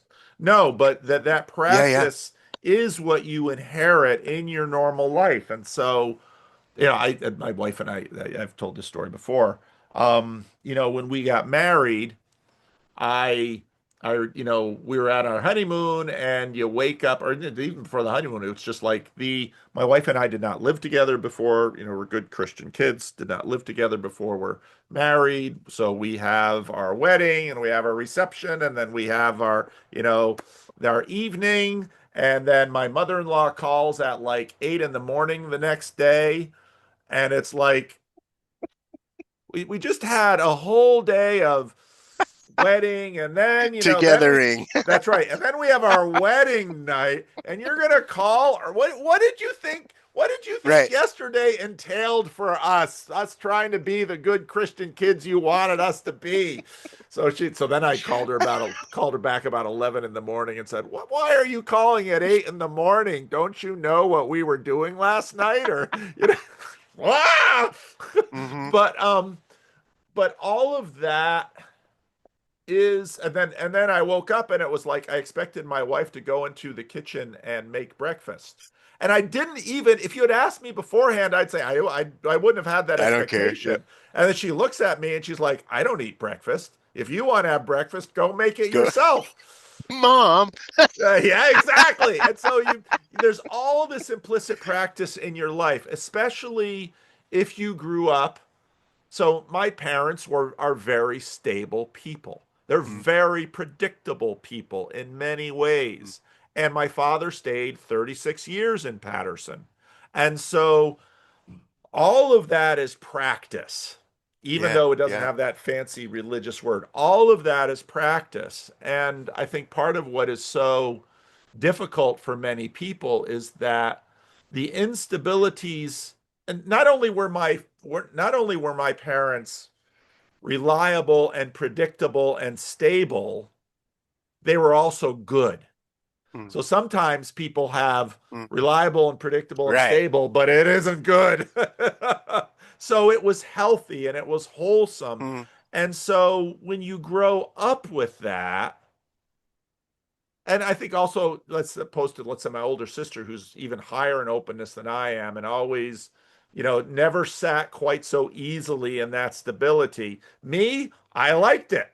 And my younger sister, she liked it. mm. And so we were able to just continue on with the stability of this practice, of these implicit rituals. And I think that's a big part of this. And I think a big part of what's going on through the lives of a lot of younger people now is that, it was divorce, it was Yeah, job relocations, it was different schools. And then when you have step parents or boyfriend, yeah, I mean, it's so hard. And some people, of course, they rebel against that routine and that stability, but they always have it. And so even if right. they rebel for a few decades in their life, they'll probably return to some form of it. I mean, you're living in Wichita, Kansas, for Pete's sake. You're Yeah, not living in Portland or New York or Boston or right. any of those cool chic places. Yeah, But it's a neighborhood that can hold my kids, that's like right. that's really what it was Yeah. there's no better place than this to have uh oh, I don't can't think of the word, but like, positive circumstances for my children to become when the nuclear family is a wreck. Yes. Yes. And so, community work, it's right. the Yeah. last person I was with for the longest time is from Sacramento, so I know Sacramento pretty well too. But um, she always loved where I live because it's Mexican neighbors behind me, African American across the street, Yeah. Vietnamese right Yeah. there. Like, um, it's just a mix, and so the kids always felt well, they could walk to their Yeah. schools. Even though it was because of step parent Yeah. entrance that after the third try, I was like, I'm single until you guys are out of the house, and most of the moms just weren't mom Mm. preferential persons, so I do tend to be more probably nurturing than Yeah. probably that's the philosophy thing or whatever, but Well, the kids will stay. Kids are attracted to that which is stable. yeah, That they they always talk about Yep.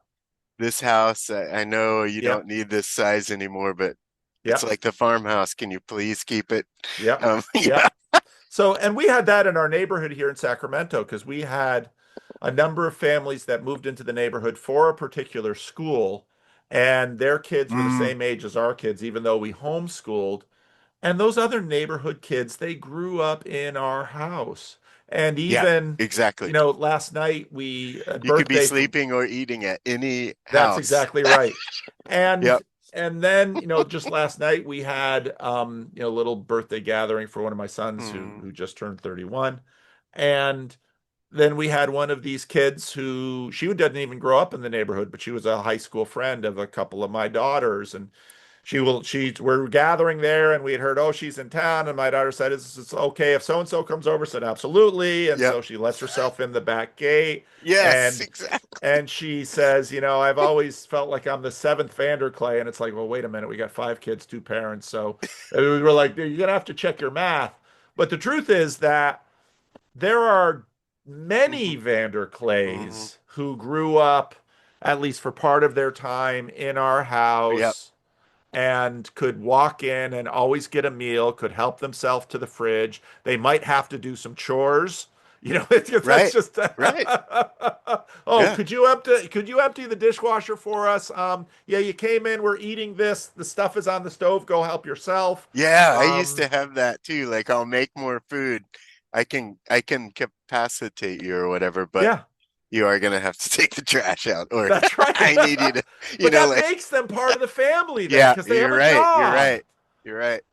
And no, and so that, but then if that's sort of your practice, that Hmm. also grounds you. So I am not only father to my five children, I'm a quasi father, some in the church, but then Right. a I was lot gonna from the say, yeah, the neighborhood. pastoring does that too, yeah. Yeah, But and my I wife think too. it's the capacity explosion that I'm curious about. Oh, Um, when I can tell you'd be a good pastor. I can tell you, as I feel like you would be a good father and uh, community member and all that. But I think that's what we watched that thing.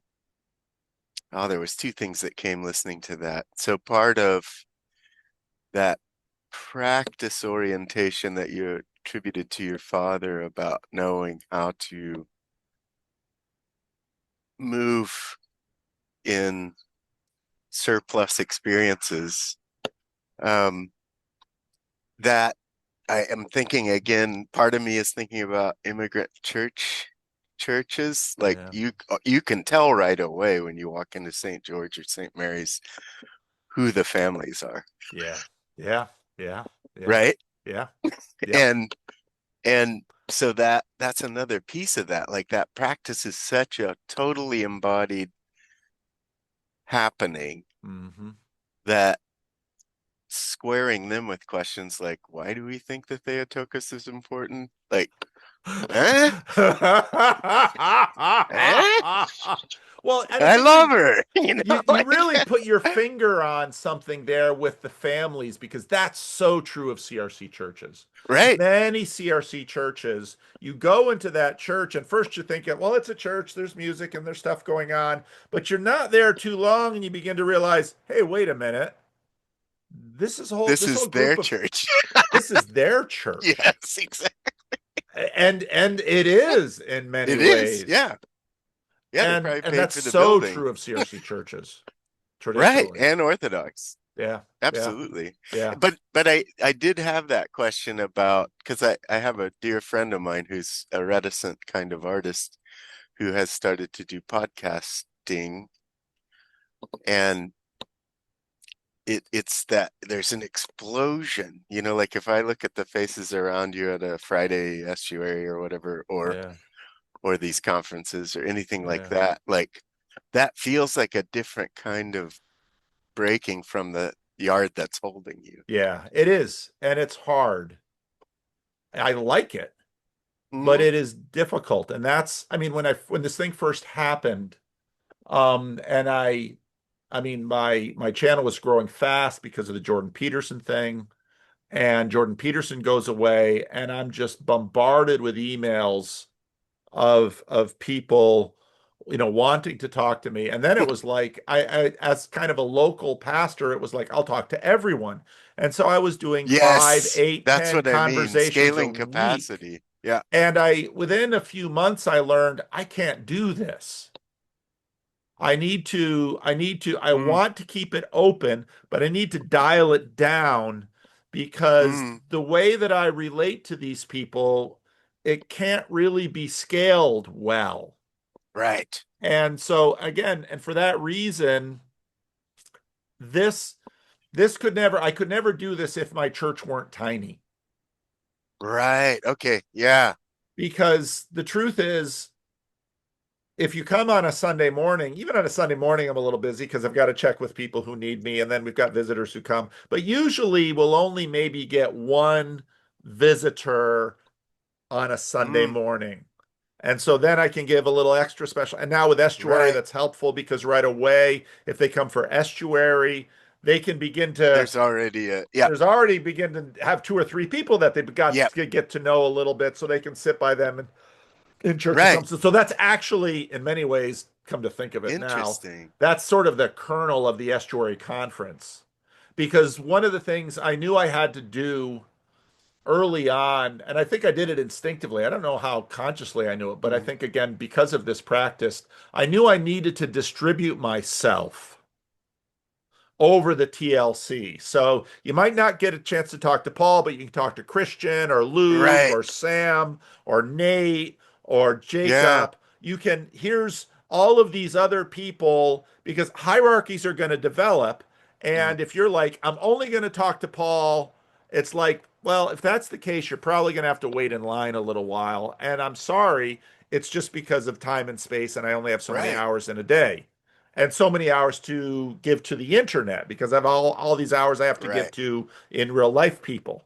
So no, I think you're really right. And so that too has sort of shaped the TLC. I was listening this morning to Christian Baxter did this conversation. He's kind of focusing on the Zoomers, this conversation with three Zoomers about the Charlie Kirk thing. And I was just Mm, sitting there listening to that. It's like, it's so helpful to have sort of this distributed. While I would love to have this conversation, yeah. I just can't. And so, Christian has to do this. And because it's Mm, recorded, I get to benefit from it. And that's also part of the reason why the yeah. Friday estuary sessions have gone the way they have. That had to sort of be an outgrowth from the Randos conversations because now Mm, there'll be some repeats, but it's much more church-like right. in that there's some people that we've seen a little bit of, we know a little bit of, and so there's the hierarchy and the scaling of how much we know these people. Right. Um, so no, I think you're really right on that, and Well, so because I past feel yeah like the other guys like Jonathan and Martin and Paul Kingsnorth and uh probably Jordan, I don't know. But I'm watching it a little bit with Jordan Hall now. I'm yeah sorry. Yeah, I think it yeah is yeah because he's starting to, yeah I don't know, he had some message to be open to conversations, and I'm yeah like, wow, when is that going to burn out? yeah Um, yeah yeah because the other ones like Paul gets sick, Kingsnorth, like you, he, without the community scaling it. I'm thinking of like Grail Country really Yeah. hit me. Yeah. And that was nice because I may not be able to do much, but they would be reading something I cared about, or you know what I mean? Yep. Yep. And and then it's not all I got to catch Paul on Friday, or you know, like Right. that's very beautiful, but I see a lot of other realms where it looks like then you have to like take 3 months off, or you have to, you see what I mean? Yep. Yep. Well, and I think that's right. And it's much more church-like. So all of my instincts in terms of when the internet happened, all of my default settings and practices were church-like. And Yeah. so it was like, I'm going to Mm. need elders and deacons here because Yeah, I can't yeah. do this myself. And so what happens is we Interesting. get Nate and Sam and Hmm. and Luke. These all guys become elders in the TLC church. Right. And then other ones come in because you're going to need them from other ages. And the whole thing sort of takes on the structure of church Hmm. practice, but it's here mediated in the internet world. Hmm. And it had to be that way for me because when I saw what, say, John Vervaeke and Jonathan Peugeot were doing, and to a degree what Paul Kingsnorth and Martin Shaw are doing now on YouTube and with their publishing, it's all many to one Correct. Yeah. relationships, It's a which is delivery system. it's a delivery system. But I didn't want a delivery system Right. because You we're wanted a full. community. I Yeah. wanted a community. I wanted to actually know these people at a level that was possible, which is really stretching because we do have these Dunbar numbers and they're limited because real Right. relationship takes time and attention, and all of us are limited in that. And Yeah. so, Mm. kind of the boundary between internet and not internet for me is a really important boundary Mm. because again, we have the Charlie Kirk assassination, and for many in YouTube land, in the TLC, it's like, but Right. I know we had one elder who mentions it in church on Sunday, but the vast majority of my people, if it had not been for mainstream news Yeah. mentioning him, they'd have zero idea who Charlie Kirk was Right. or that anything happened. Right. And that's my community here. And while everybody on the internet is just losing their mind over, certain elements of the internet are losing their mind over Right. Charlie Kirk, most people are going about their lives. And that's most of who I live around. Yeah. That's been the great gift of me getting this position at WSU. It's a totally urban university, so it just evades all the Yeah. activism in a way. Like the Yeah. people are working and then they're taking classes, and their lives are not these things. Right. So Right. my students, everybody, whether they're coming from rural or the Yeah. city, Yeah. their their lives are taken up by things that aren't these things. I Right. mean, yeah. And that's where I see the internet losing its mind. And it's like, okay, the internet's losing its mind, but there's a lot of world out there that, as big as the internet is, they don't really care because most of them are just trying to feed their families Right. or meet their Get to needs. work. Like, yeah. Yeah. It's And it's not about what happened in Gaza today. I mean, no, not that we don't have hearts for it, but yeah, I think about that a little bit. That's a little bit a description of how it felt in Grand Rapids, like that. How is this? I've been to, well, I worked on my PhD in Switzerland, like what's happening in Grand Rapids is not the world. yeah, yeah, And yeah, it was beautiful that you had Chicago so close, but yeah. more like Philly. Those two have always felt homely to me. Um, Mm. Well, it but was even interesting that I wondered with this meeting in Chicago how many mm, CRC people we would get from Grand Rapids. And the answer was not a lot, which was interesting to me because in Christian Reformed land, I always called Grand Rapids a black hole. Even light doesn't mhm, escape from it. Because if you're living in Grand Rapids, Christian Reformed Church, That is the happens center there. of the world. It happens there. Yeah. That's right. Or it And doesn't happen. that's right. And like, and it's a totally. Mm, And then when I come to Grand Rapids for meetings and things, and I'm talking to my friends who all live there, and they're so wrapped up in something that happened, and they think this is the whole Christian yeah. Reformed Church, and it's like Mm, most of the Christian Reformed Church doesn't know and doesn't care about any of this. And that I this want to happened. say this Yes. as gently as I can to you. And then, of course, then when the big fight that has split the denomination happened, and I knew it was there was going to be a split or a splinter, Yeah. I would say that to people and they'd look at me like, well, you're out of your mind. And Yeah. then when the votes at Senate happened, they were like, how Mm. can this be? How can this be? And all the rest of us out there, like, we were trying to tell you. We are watching it happen, For actually. years, we were trying to tell you. Yeah. But that's the way it is with human beings. Yeah. In many ways, we can't escape our worlds because our worlds are how we make sense. And anything else Mm. outside of that, if it makes no sense, we don't carry it. It doesn't. Yeah. Mm. So, Oh, well, thank you so much. Nathan, this was so much fun. I gotta have you. We gotta. Yeah, I know people are you're gonna let me share this, right? Sure, if you want. Yeah. Okay, because this is gonna be a top 10 randos conversation for some people. I know it's gonna be, and people are gonna start beating a path to Uh-oh. your IP address. I'm warning you, they're coming for you. But because you do leave comments, and I do, yes. you do leave comments, and so people, and then that's been again. I don't know. I see it just as a blessing from God because right Mm, away, I don't know why this happened, but right away with my channel, the comment section was really mm-hmm, rich. It wasn't a dumpster fire. mm-mm. People were showing up and speaking their minds. Yeah, you get a few trolls now and then, Yeah, but even if you have to roll through some, yeah, somebody's always speaking from the heart. yeah. And lots of smart, insightful Mm-hmm. people leave good comments. And it's like, huh. And that was my experience. I didn't know the internet. I didn't know YouTube could do this. Right, So right. then it's like, what else can it do that I couldn't imagine? And I think we're still sort of discovering that. So Yeah, my no, third place that feels like that is Weird Studies. Like that has been a community yeah, that I've taken classes with them, and I'm telling you, like everything in the weirdosphere is like your best, like the huh, classes I dream of.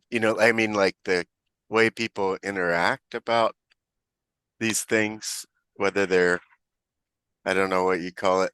I mean, there's plenty of debunkers that are yeah, part of the community, but yeah, I just have found that I've never wasted my time yeah, listening to these people think about these paranormal things. yeah, yeah, yeah. Well, I wish I could talk all day. Oh yeah, no, I do. I I really really do. respect the time. I have a whole group of voicemail messages on my phone, and I don't I know. got a couple people that stopped by and came to the gate, and it was like, Well, that's what keeps us grounded. So, Nathan, yeah, thank you so much for this. I have so enjoyed our time together, thank and you. I You as hope well. I hope we can do some more. Yeah, thank you. All right. I will Blessings to talk to you. you again when I talk to you again. Oh, yes. Thanks God be to bless God. you. Bye. Bye bye.